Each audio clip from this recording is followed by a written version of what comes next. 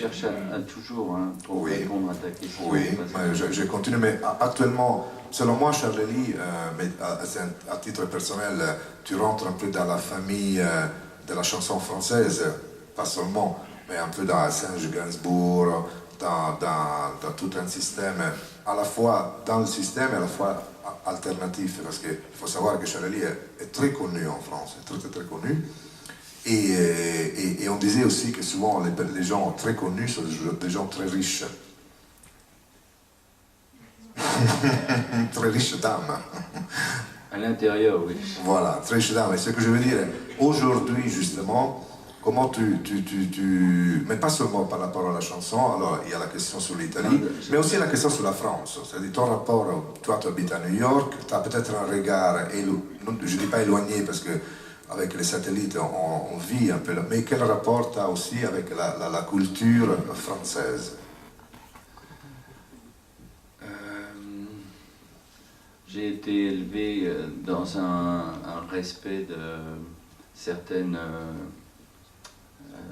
sensibilités. Sono stato allevato in rispetto di certe sensibilità. Et ça, on ne l'oublie pas. Je suis français, même je suis un Français habitant à New York. Sono un francese che abita a New York.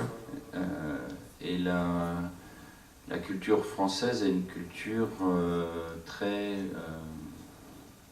comment dire, E la cultura francese è, come dire, c'est une culture qui se définit souvent par ce qui n'est pas. è una cultura che si definisce per quello che non è. Par exemple, la nuit, ça n'est pas le jour, ça n'est pas la nuit. La nuit non è il giorno, la notte non è il giorno non è la notte. En Amérique, on prend les choses pour ce qu'elles sont. In America si prendono le cose per quello che sono. Et en France, on va dire que le rose, c'est ni le blanc ni le rouge. In Francia si dice che il rosa non è né bianco né rosso. Aux États-Unis, le rose, c'est le rose. In America il rosa è rosa. Ça veut dire que la culture est une culture définie par ce qu'il y a dans le verre.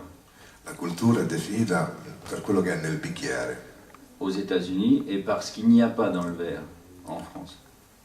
En France ou aux États-Unis? Non, je m'explique. Dans le verre à moitié vide ou à moitié plein. Oui, nel bicchiere mezzo vuoto, mezzo pieno. Ok, les Français voient la moitié.